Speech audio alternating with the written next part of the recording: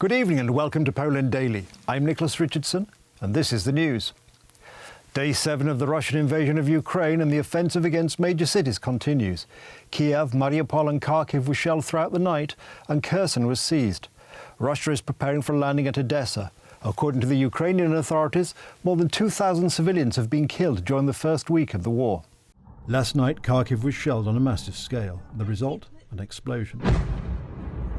In the second largest city in Ukraine, the buildings of the military hospital, police and university were on fire. In the morning, the head of the Kharkiv region administration said that the attack had been successfully repelled. 21 people have been killed and 112 wounded over the past 24 hours in Kharkiv in northeastern Ukraine, which has been under attack, among other things, with the use of aviation. This is what the site looks like after being hit by a Russian missile in Zhytomyr. Only rubble remains of the residential houses. The Ukrainian army has reported that the Russians are preparing to land from the Black Sea near Odessa. Buildings have been heavily damaged in Nikolaev and Kiev, which is preparing to repel the assault. In Mariupol, the maternity hospital was shelled. In places cut off from supplies, there is beginning to be a shortage of food. We are trying to get at least half a loaf of bread to every family. Some villages can only be reached by the crossing by the river. Because the bridge was destroyed, we have to transport food by boat.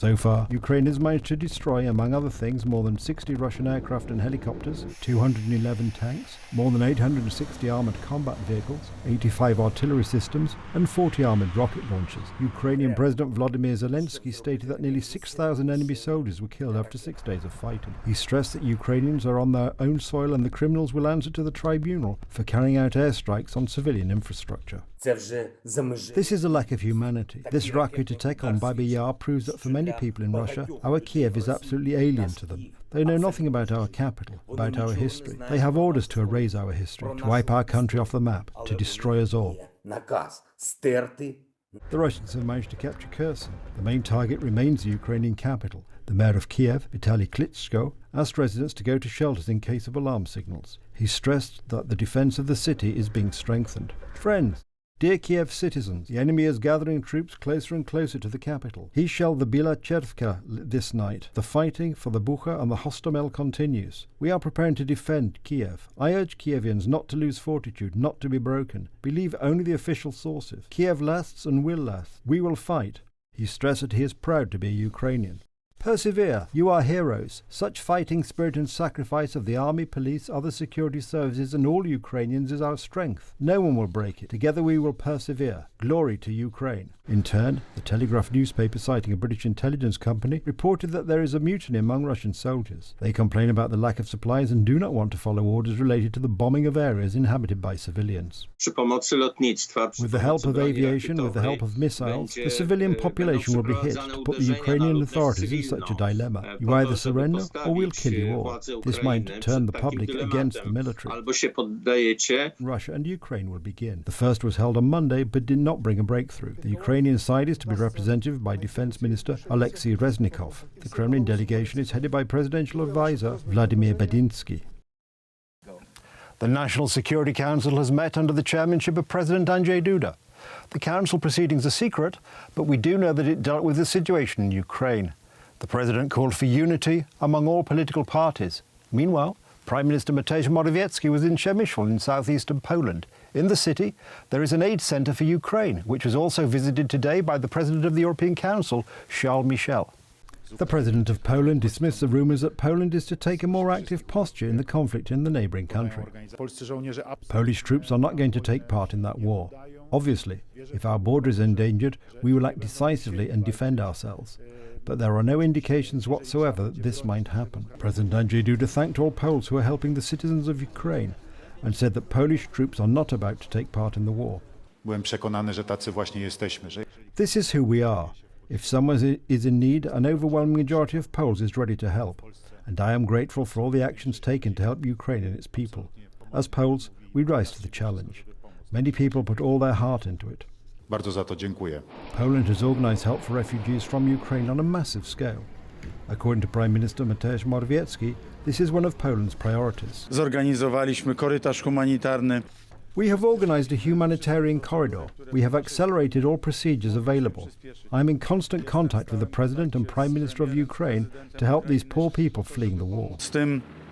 biednym ludziom uciekającym przed wojną. According to the President of the European Council, Charles Michel, Poland has done much to ensure that the infrastructure is ready to receive all those who need a roof over their heads. You are working very hard in order to guarantee safe passages for Ukrainian, for European citizens, but also for citizens coming from third countries all around the world. Ukrainian citizens receive assistance immediately after crossing the Polish border.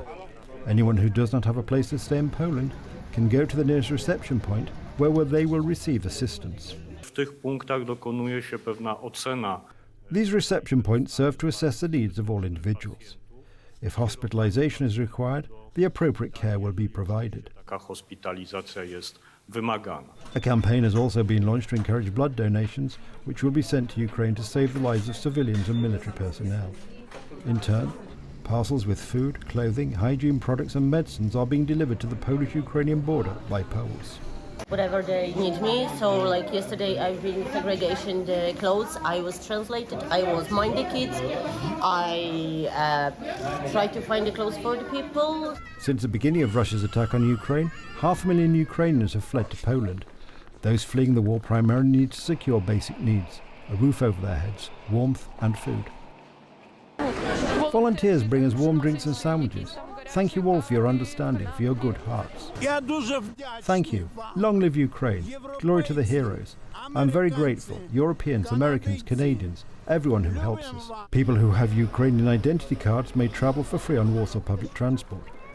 A solution has been introduced by the PKP Intercity, which additionally helps transport items from collections to Ukraine. Railroad workers can always count on each other.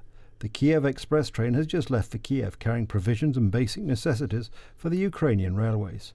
Many thanks to the Government Strategic Reserves Agency, PKN Orlen, Żabka Polska, and the residents of Jashisha for the donated products. The Chamber of Commerce and Industry Food Market has appealed to stop buying Russian and Belarusian products. Customers may check the origin of a given product, among other things, through the first 3 digits of the barcode.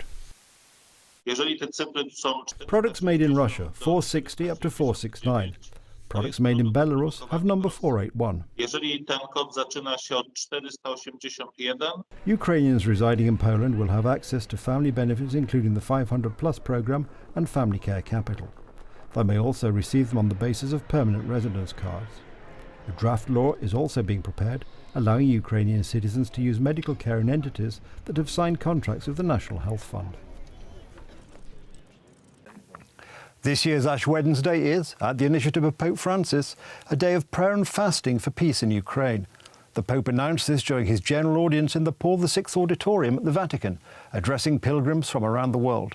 The Holy Father thanked Poles for their help and generosity towards the refugees from Ukraine.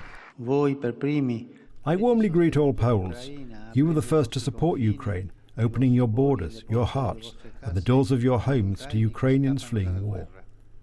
You generously offer them everything they need to live with dignity, despite the drama of the present moment. I'm deeply grateful to you, and I bless you from my heart. The Catholic Church in Poland has also joined in the relief effort for Ukraine. In front of churches throughout the country, a collection will be held today. Caritas Poland will allocate the funds collected to help war refugees from Ukraine. In addition, in churches throughout Poland, masses for peace in Ukraine and the world will be celebrated. In the Temple of the Divine Providence in Warsaw, the service will be celebrated in Polish and Ukrainian. Ash Wednesday begins the 40-day period of Lent. After the homily, ash is blessed and sprinkled on the heads of the faithful as a sign of penance. The ashes are prepared from the palm branches which were consecrated last year during Palm Sunday. That's the news. Thank you for watching. Stay with us for the weather, Poland Daily Business and more programmes. But from me, it's have a good night and a better tomorrow.